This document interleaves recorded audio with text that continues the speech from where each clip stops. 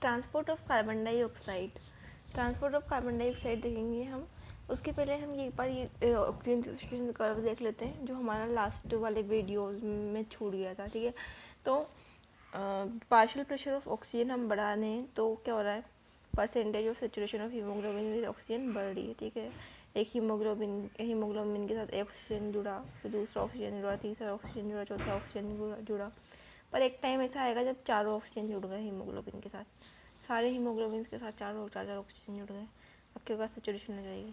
तो ये सेचुरेशन का हो जाएगा, ऐसा कर्व होगा। ठीक है, सिग्मोइड कर्व। अब स्टार्ट करते हैं transport of carbon dioxide. Carbon dioxide is carried by haemoglobin as carbamino haemoglobin.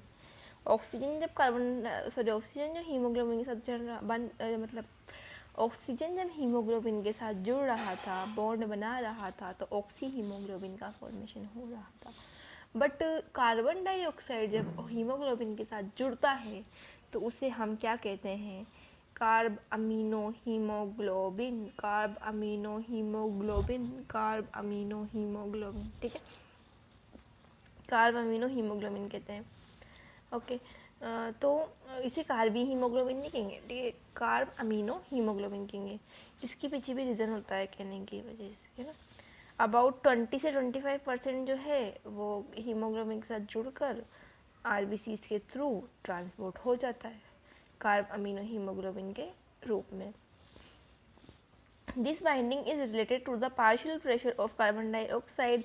Partial pressure of O2 is a major factor which would affect the binding. अब ये इस binding का relation किससे है, partial pressure of carbon dioxide से, और इसको affect कौन करता है, partial pressure of O2। Carbon dioxide का पार्शियल प्रेशर ज़्यादा होगा तो ऑब्वियसली हीमोग्लोबिन के साथ जुड़ेगा ये कार्बन डाइऑक्साइड। पर अगर ऑक्सीजन का पार्शियल प्रेशर ज़्यादा हो गया कार्बन डाइऑक्साइड से, जो कहाँ पर होता है, लंग्स में, तो फिर क्या हो जाएगा, dissociation of carb amino haemoglobin हो जाएगा और ऑक्सी हीमोग्लोबिन बन जाएगा। I hope you understand. अगर आपने लास्ट वीडियो नहीं देखा है तो उसको देखने के बाद अगर देखेंगे तो और भी अच्छे समझ में आएगा। ठीक है, this binding is related to partial pressure of carbon dioxide and partial pressure of O2 जिसको अफेक्ट करता है। When partial pressure of CO2 is high and partial pressure of O2 is low in the tissues, more binding of carbon dioxide occurs, whereas when the partial pressure of CO2 is low and partial pressure of O2 is high, as the alveoli dissociation of carbon dioxide from carb amino hemoglobin takes place। तो क्या होता है कि जब partial pressure of carbon dioxide ज़्यादा होगा, partial pressure of oxygen कम होगा, जैसे कि टिश्यूज़ के अंदर होता है, तो कार्बन डाइऑक्साइड की ज़्यादा बाइंडिंग होगी किसके साथ, कार्बन डाइऑक्साइड बाइंड करेगा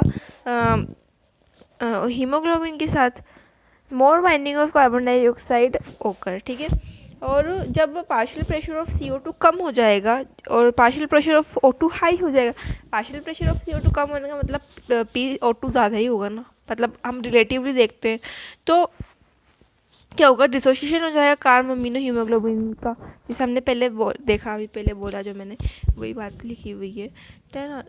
i.e. Carbon dioxide which is bound in which is bound to hemoglobin from tissues is derived to at alveoli। तो मतलब कि कैसे, जैसे इसका एग्जांपल कैसे, कार्बन डाइऑक्साइड टिश्यूज़ के अंदर कार्बन डाइऑक्साइड का प्रेशर ज़्यादा था, हीमोग्लोबिन से बाइंड हो गया कार्बन डाइऑक्साइड, अब वो ब्लड जो है, ब्लड के थ्रू वहाँ से ट्रांसपोर्ट हुआ उसका, तो अब वो ब्लड के थ्रू लंग्स तक पहुँचा, एल्वेओलाई तक पहुँचा, तो एल्वेओलाई के पास गया, तो एल्वेओलाई में क्या था, पार्शियल प्रेशर ऑफ O2 ज़्यादा था तो पार्शियल प्रेशर ऑफ CO2 कम था।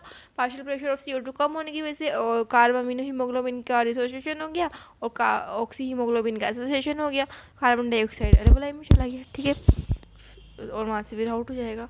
RBCs contain a very high concentration of enzyme। तो ये जो मैंने ऊपर वाला जो पहले देखा है 20 से 25% ट्रांसपोर्ट ऐसे हो रहा है, अब हम 70% ट्रांसपोर्ट के बारे में देखेंगे जो बाई कार्बोनेट आयन H2CO3 के थ्रू होता है। तो RBCs contain a very high concentration of enzyme carbonic anhydrase and minute quantities of same present in plasma too।